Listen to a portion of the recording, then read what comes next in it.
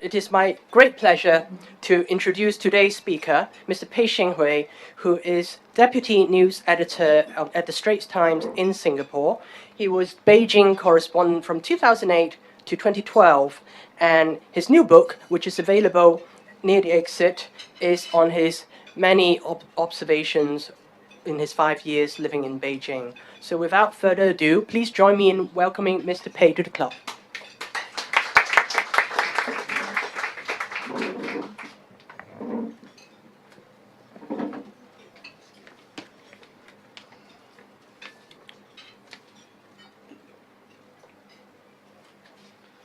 Thank you, Enid. Very honored to be here with the FCC. I must say that this is the first time I'm in this building, and when I came in about an hour ago, I was suitably envious. For years, being a part of the FCC in Beijing, we're deemed an illegal organization by the Chinese government, and so clearly we have no home. And finding a venue for talks like this was always quite a chore, quite tricky to find someone willing to host us. So suitably impressed coming to this wonderful, really beautiful building that you have here, and very, very glad to be able to talk about my new book, When the Party Ends, China's Leaps and Stumbles After the Beijing Olympics. So I launched this book about 2 weeks ago in Singapore, and quite a few people came up to me and said that it's a great title. You know, they find it eye-catching, sounds exciting. But invariably, many of them follow up by asking, which party are you talking about? So, given that I come from Singapore, where we also have a really dominant party, so questions, quite a few doubts about exactly what party I'm referring to. So just to clarify here that the party that I'm referring to is China's coming out party, otherwise known as the Beijing Olympics of 2008. I hope I have not disappointed those of you who came here hoping for a talk on the other party. Maybe a bit late to ask for a refund, but you're stuck with me for the next few minutes. So, I thought it might be useful for me to say a little bit about how I came to write this book and why I wrote it, which will then bring me into what this book is all about. And in order to do it, let me bring you back to the year 2008 in China.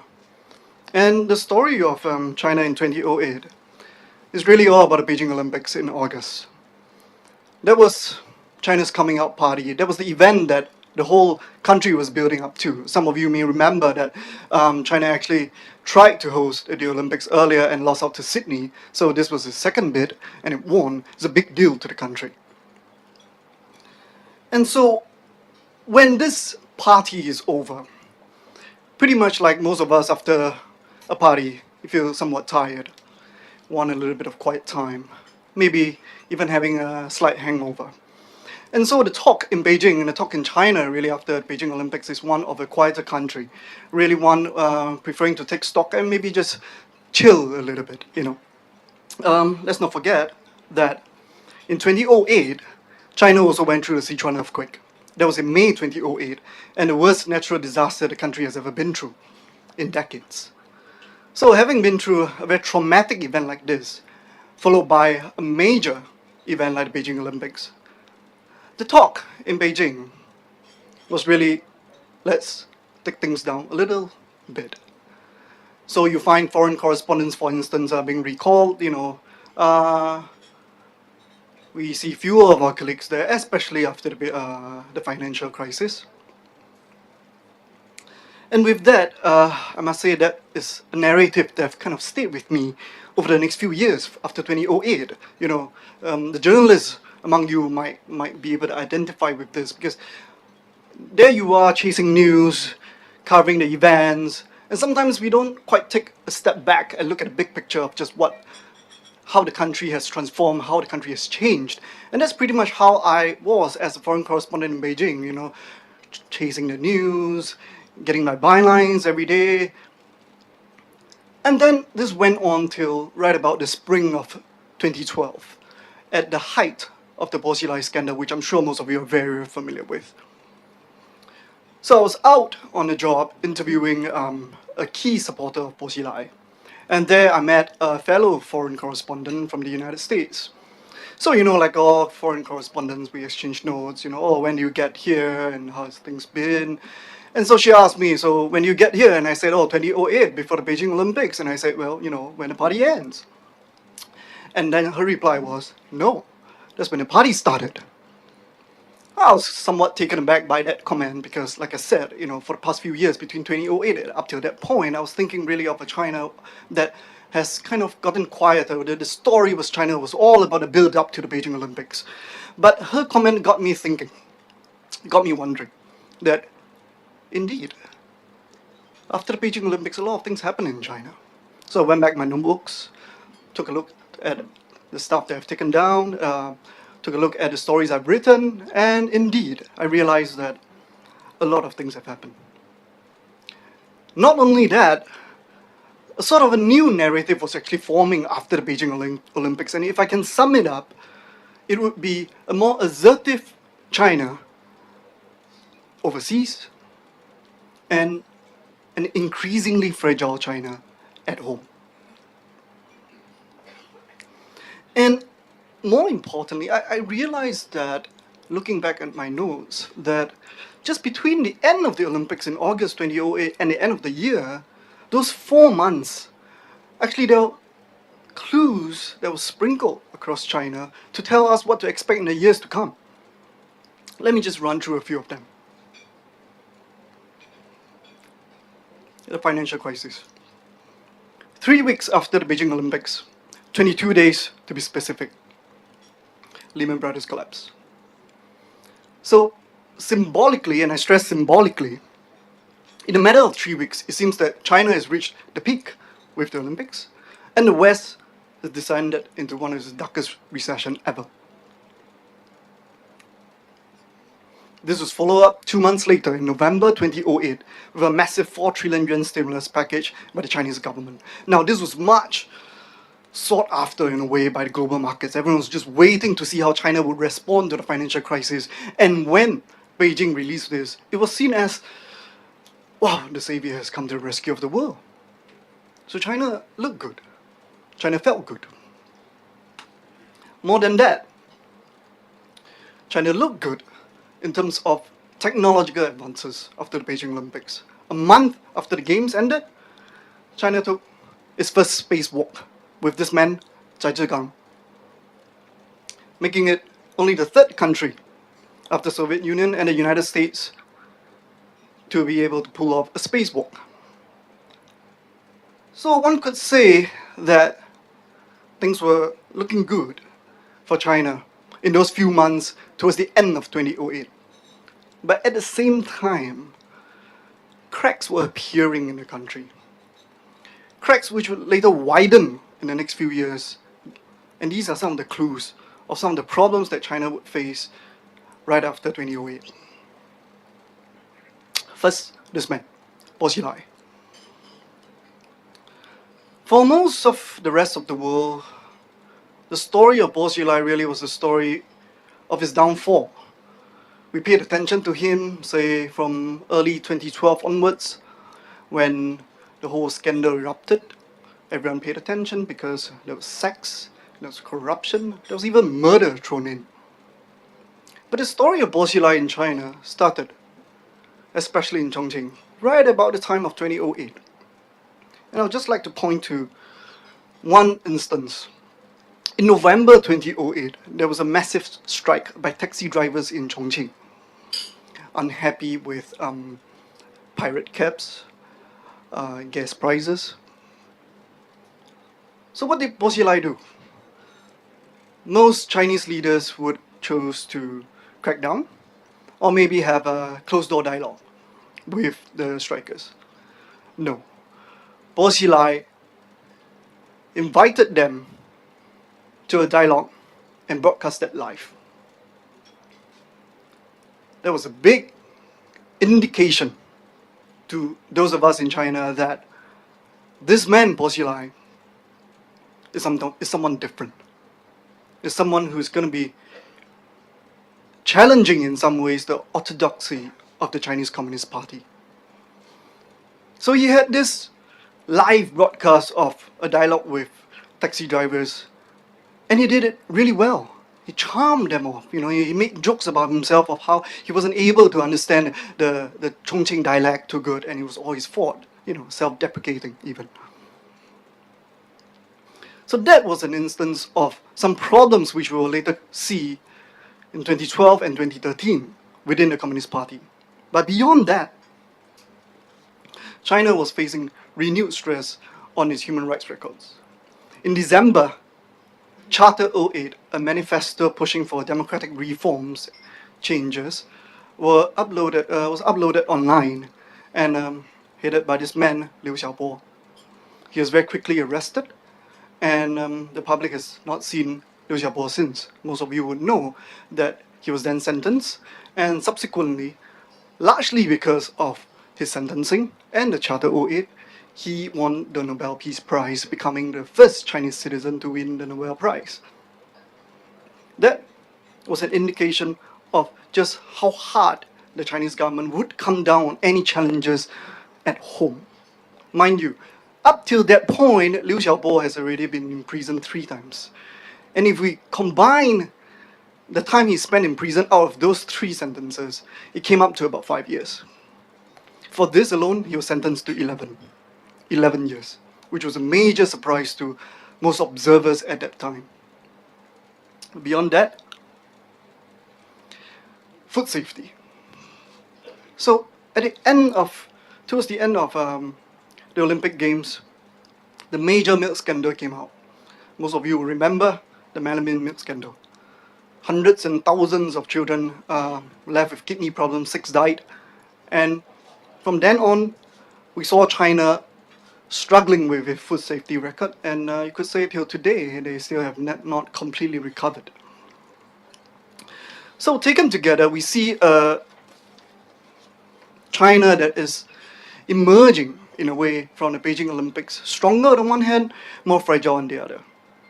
I would like to read out 2 quotes here, which I captured in my book of 2 scholar and official from China, that sum up this transition pretty well. The first is this man Chen Jian, who is the former Chinese ambassador to Japan. And I'll just read out his quote for those at the back who might not be able to read this out. He said, and I quote, "2 major events occurred in 2008, changing how the people of China and the United States look at themselves and each other. The 2 events are China's Olympic Games and financial tsunami in the US. On the one hand, the successful hosting of the Olympics in Beijing demonstrated to the world the prosperity of China after 30 years of reform and opening up, showcased the patriotism of the Chinese people, and illustrated the capabilities of the CCP's leadership. On the other hand, the outbreak of the financial tsunami and the US inability to shake off the shadows of decline allowed the world to reappraise its only superpower. The US is beginning to degenerate. China is looking like it will surpass Japan and catch up with the US. It will become the world's next superpower, and such recognition has been floating, fermenting, and spreading around the world." A very rah-rah quote, gung-ho, full of confidence. Now that's him. Allow me to read another quote, which is less optimistic. This man, Sun Liping, a very prominent thinker in China, Tsinghua University professor, and perhaps most well known for being the PhD advisor to Xi Jinping. What did Sun Liping say? "I've long thought that the impact of the Beijing Olympics on China was very deep, much more than a matter of dollars and cents. The highly cautious attitude of the leadership in facing such a grand event of this kind profoundly impacted China's historical path even afterward. The Olympics marked the beginning, it can be said, of the ascendance of the stability preservation regime in China. Looking back now, it might be the Olympics or something with it that we ought not to have done." So 2 quotes, which I thought sum up this whole pivot of China after the Olympics pretty well. Taken together, that is what my book tries to capture. The book is divided into 3 sections. The first, I look at the rise of China. So this supersized panda. In this first section, I look at how China built new technology, like the space race that we just saw, high-speed rail, as well as the mega events after the Beijing Olympics. That was the first part. The second part was the 60th National Day. And the third, the Shanghai World Expo in 2010. That's at home. Overseas, China started flexing its muscles a lot more. And I examined its relations with ASEAN over the South China Sea in particular, with Japan over the Diaoyudao incidents in Kakus, and even when it comes to climate change and how China really showed that it was not prepared to back down at the Copenhagen Climate Change Summit in late 2009. That is the rise of China. Second section of the book, I look at the fragility of China. This picture is taken by me in 2009 in Urumqi, Xinjiang, during the riots of Urumqi that killed nearly 200 people. So just looking at the mass incidents, as the Chinese government like to call it, in China after 2008, we'll find that there are actually 4 major events every year. 2009, we have this, the Urumqi riots, showcasing the ethnic problems which China continue to face today. That's 1. 2, 2010, we see major labor unrest across southern China, something which perhaps many of you are quite familiar with, that led to increases in the minimum wage across the country. Third, 2011, the Chinese Jasmine Revolution. There was a call online for China to have its version of the Arab Spring. It didn't amount to much, but that call got the Chinese government really worried and really concerned. And the foreign correspondents in Beijing would be able to tell you of the kind of trouble, in a way, that we were put through by the Chinese government during this period. Last, 2012, the Bo Xilai incident that brought us into the leadership transition. The third part is when I talk about a party which is not a party in the title, the Chinese Communist Party. And I devote 2 chapters to Bo Xilai. First chapter to his rise, and the second chapter to his fall. Reason because I find the rise of Bo Xilai as fascinating as the fall of Bo Xilai, because to understand the fall of Bo Xilai, you actually really need to know how he managed to package himself, how he managed to market himself, all the way that somehow contributed to his downfall. Then I go into the leadership transition, the 18th Party Congress late last year, and how we saw a new leadership team under this man, Xi Jinping. Taken together, these 3 parts, the rise of China, the fragility of China, and the Chinese Communist Party, a central player that pretty much run through China's story, is what I would call the story of China when the party ends. So I hope we can have an interesting discussion now. Thank you very much.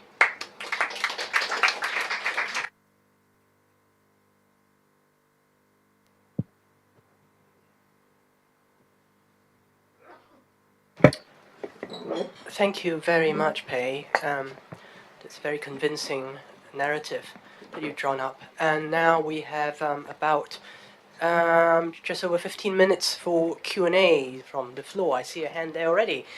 Please wait for the microphone. And perhaps tell us your name, please. Oh, hello. Thank you for the speech. I'm Houghton Lee, the member of the FCC. In my past experience in China, when I contacted different officials in China, and also even officers in Hong Kong SAR, in a different occasion, they show some aspiration and admiration for the social political model of Singapore. In the sense, and they have a very strong one-party rule with a strong grip of power, but at the same time, is still overseeing a very dynamic, open, and prosperous economy. And most important, is a very low level of the corruption and a very highly efficient, executive branch. And do you think that do you feel that actually there are many top, cadets in China really want to try to emulate what Singapore have done? And do you think that the Singapore model can be transplanted to the China mainland? And also, can it be transplanted to Hong Kong over here? Thank you for the question. It is true that the Chinese Communist Party is very keen to learn from Singapore and to find out how Singapore has been able to pull off this story of a free economy but a less free political system. They have sent many officials, thousands and thousands of officials to our university, and we actually set up classes dedicated to teach them in a way about the Singapore system. But if I can just quote a very senior Singapore diplomat who told me that they keep sending officials over because they somehow remain unconvinced that we have told them everything. And so they keep wanting to know just what exactly is the secret of success. And our response from the Singapore government has been that we have shown you everything. This is it.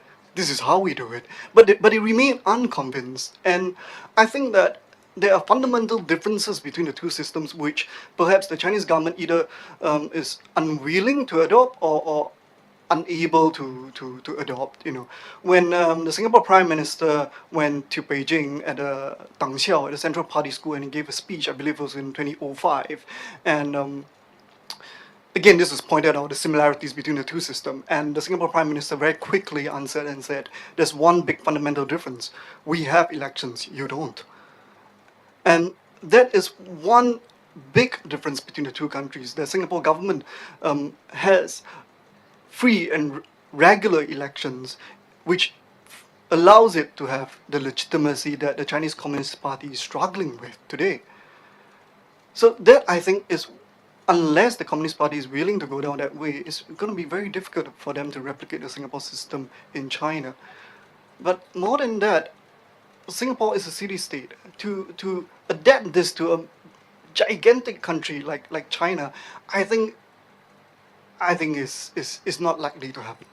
In China, you face all sorts of problems which you will not find in Singapore. Rural-urban tension. There's a very easy example, and just the sheer scale of the problems that you face in China. The amount of cars in Beijing alone is more than the number of people in Singapore.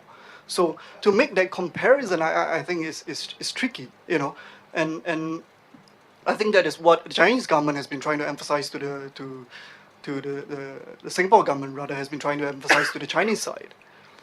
As for whether it can be adapted for Hong Kong, I guess maybe you guys are in a better position to answer that than me. But as my old friend and colleague here, Ching Chong, pointed out earlier when we were having lunch, that there's a major difference in that between Singapore and Hong Kong, and that Singapore is an independent nation, whereas Hong Kong isn't. So Singapore and Singaporeans are able to decide how we want to proceed with our country in a way which I think so far the Hong Kong people are unable to. So, for instance, immigration is a major problem for both Hong Kong and from Singapore.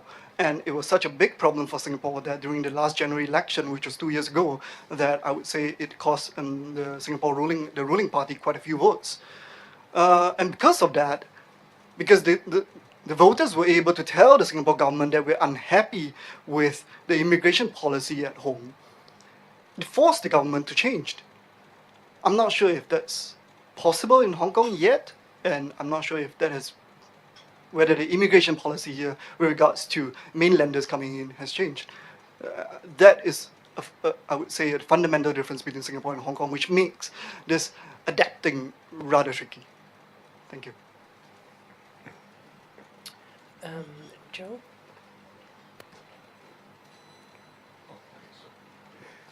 That was really interesting, and I do appreciate very much you're dedicating 2 chapters to Bo Xilai. It's kind of difficult to talk about Bo Xilai without making some reference to Wang Lizhen, the guy that blew the whistle, the guy that raced to the American consulate became a political football inside of the Beltway with Republicans beating up Obama for throwing him under the bus. What was he going to do, for God's sakes? He had Xi coming into Washington, D.C. a week later. Had no choice, but with the cooperation of the people in Beijing, they rescued him. The question I have to you is, would you speculate on where he is? Will he be allowed to be resurrected and forgiven for the sin of going to the American consulate? Surely there must be people that would like to see him. He's a hero to some and a traitor to others. What's going to happen to Wang Lijun, out of curiosity? Thank you. Wang Lijun, you could say, got off with a fairly light sentence considering the crimes that he committed. He was only sentenced to 15 years. And the speculation or the conspiracy theory has been that he cooperated with the CCP in Beijing and he gave them useful details to bring down Bo Xilai, and hence he got away with 15 years. I think when Wang Lijun was sentenced last year, really the surprise was just how light the sentence was. 15 years, the guy may be out in 8 years or so, for good behavior and stuff like that. I don't believe that he has a second chance for a political career, because Wang Lijun, after all, is pretty much low down the food chain, and he hitched his political career very much with Bo Xilai. So with the end of Bo Xilai, I don't think anyone would really want to touch Wang Lijun. But having said that, he could be released a lot sooner than we thought, and maybe allowed to live a fairly peaceful life. And considering the controversy that he started, it's a fairly good deal, I would say. Can I just ask, your book finished with a section on the new leadership of Beijing, and we've just seen the conclusion of the third plenum meeting. What's your takeaway from the meeting? Does it leave you more optimistic or more pessimistic about reform in China? The meeting you're referring to is the third plenum or the leadership? The third plenum, okay. I think what the latest meeting suggests is that Xi Jinping clearly is a far, far stronger leader than Hu Jintao. Hu Jintao spent his first few years really struggling to assert himself, struggling to be a leader, a clear leader. And in Beijing, it was what we say is that he has one too many mother-in-laws. So hovering over Hu Jintao for the first few years of his leadership of the Communist Party. Something which I think we don't see with Xi Jinping. And this latest meeting confirms that to a certain extent, that indeed Xi Jinping has a lot more power. The fact that now he has this big state security committee, and he was able to push through some pretty interesting changes, like the relaxation to the hukou, the relaxation to the one-child policy, suggests that one, he is willing to do something, and two, he is able to push through with it. And so I would be fairly optimistic about the role of Xi Jinping in a way, in terms of what he will be able to do, as compared to, say, the Hu Wen administration, where a lot of complaints, especially in the second term, has been their unwillingness or inability to really do anything. Clearly something needed to be fixed, and yet not enough was being done. Wing? Since you mentioned him, Xi, what do you think his chances are in rooting out corruption? I doubt if China will ever eliminate corruption totally, but how much progress do you think he'll make in even starting on rooting out corruption? Or I would say that corruption is quite easily the most serious problem facing the Chinese Communist Party today. His inability to deal with it would probably be the reason for his downfall eventually, if it should happen. And conversely, if he's able to deal with it, I think that it might rule for many, many more years. But can Xi eradicate corruption? I'm not optimistic, because I think that corruption in China is so well entrenched, is so pervasive, is so much a way of life that I just can't see how he's able to do it. He's going to make some big moves, Bo Xilai being one, Jiang Zemin being the other. He's going to make some big moves. He's going to impress quite a lot of people. But to really eradicate it, to really change, I'm not so optimistic. I mean, in China, if you send a kid to school, that you would you would need to pay the teacher just for the teacher to get your kid to answer questions. You would actually need to give hongbao. You need to give red packets so that your kid will be called on to answer questions. Corruption has been that entrenched, and the amount of money that you need to pay to send your kid to a particular school is exorbitant, is crazy. And when during the annual 中秋节, the Mid-Autumn Festival in Beijing, is those 2 weeks leading up to the Mid-Autumn Festival are the 2 weeks that hit the most in China, because the traffic condition in Beijing is crazy. And the traffic is crazy because everyone is going out delivering mooncakes. And the reason why they're delivering mooncakes, because clearly it's not the mooncakes, it's the stuff that comes with the mooncakes that everyone is sending to everyone. And when you look at the amount of traffic that picks up in those 2 weeks leading up to the Mid-Autumn Festival, that tells you just how well oiled this whole corruption machinery is in China, and how pervasive it is. And one wonders how someone like Xi, even with the best of intentions, can possibly solve this problem. So what's going to happen? I mean, a lot of people, I suppose, are aware that the anger about how entrenched corruption is in China is what is spurring a lot of local level demonstrations, right? A lot of protests. And we've just seen what happened in Tiananmen Square, where the Uyghurs caused a lot of injuries and death by using a rather violent and extreme mean to express their anger. How do you think that the party really can just keep a lid on all this anger indefinitely? I think clearly the party will struggle, but having said that, it seems to be a party that has struggled pretty well. So a figure that has often been cited when talking about protests in China is one that was given by the man I quoted earlier, Sun Liping, the Tsinghua University professor. He gave the figure of 180,000 protests a year in China, in mainland China, a figure obviously that is not given by the government. So his is probably as official as it gets. So when many of us look at 180,000 and you go, okay, this clearly is a regime that is in trouble, because you divide it by 365, there's so many happening a year. But on the other hand, if you just take a step back and look at that and go, if there are 180,000 protests and their unhappiness, their grievances ranged from anything from land grab, corruption, official abuse, ethnic problems, labor issues. There's so much. There is such a wide range of issues that most of them can't really come together to form one single thread to the ruling party. So as long as there's this multitude of grievances, as long as there's this wide range of protests on very, very different things in very, very different parts of China, and they don't coalesce into one force, I think the Chinese Communist Party is quite happy to let it go along. And by the way, out of this 180,000 protests, a vast majority, I would say about 80 to 90%, is resolved within a day. So looking at that figure alone might be rather daunting and seem rather pessimistic. But on the other hand, if you analyze it a little bit further, it may not actually be that bleak. Thank you. Douglas?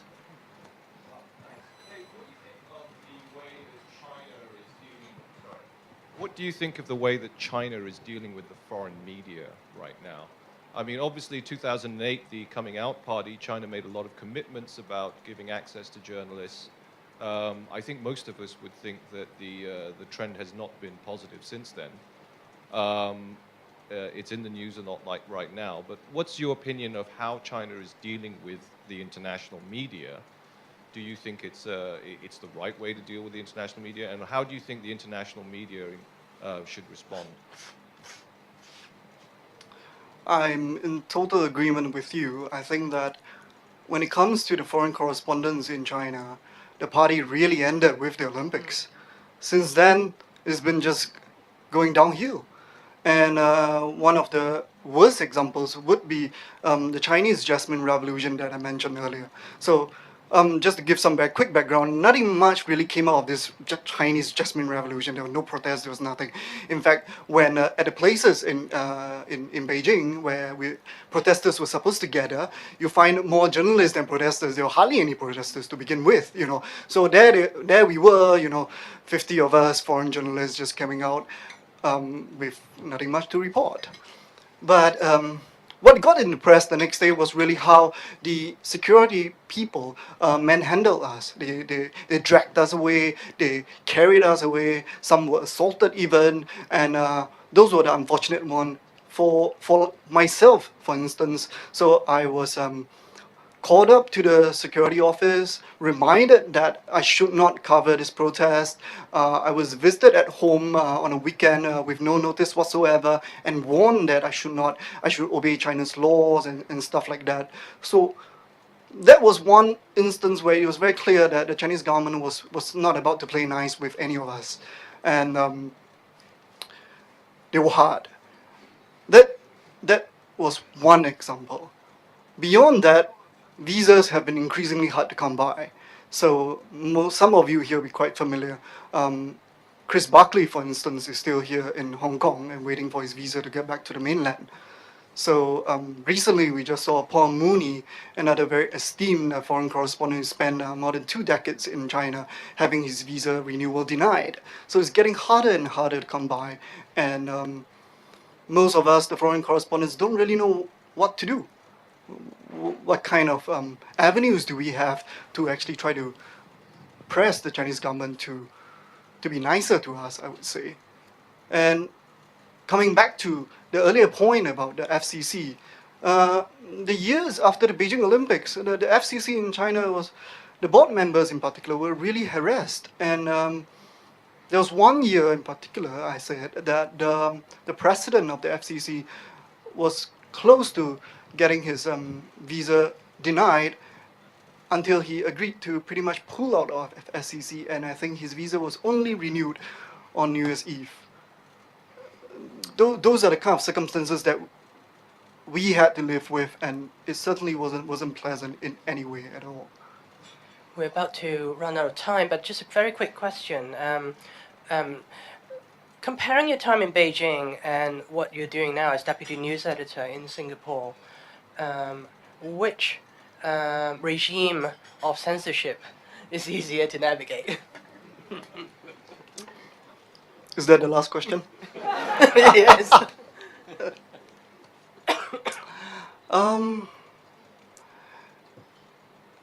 It's very different. Operating in China as a foreign correspondent, you're dealing with a regime with media control, I would say, that is perhaps not as sophisticated, not as refined, and hence they would do things like visiting you at home unannounced, and they would trace your movements. And so that makes working in China as a foreign correspondent tricky. When it comes to Singapore, I think that there was a talk here last month by Dr. Charan George talking about Singapore's media controls. So most of you will be fairly familiar with what he said and the media model in Singapore. And I would say that controls would be a lot more sophisticated, a lot more refined, what Dr. George referred to as calibrated coercion. You don't really feel it in your daily work. And hence, it is not as overt, it is not as in your face, but clearly is in a realm of laws, and Singapore's media model is pretty much set in stone in many ways since the 1970s, and those are the parameters that we have to work with. But in a good way, you know what you're dealing with because it's out there. It's set out there. It's in your laws. So you know what you have to navigate in Singapore. Whereas I think that in China, very often, you don't know what you have to deal with. And if you should stray, to use a very Singapore term, if you should stray out of bounds, you have no idea what might hit you too. So because of that, I would say operating in China carries with it greater danger, if you would, but of course, as journalists, it means somewhat greater excitement as well. Thank you very much, Mr. Peh. Thank you. Let me present to you a souvenir from the club. Thank you. Thank you again for coming today. Thank you very much.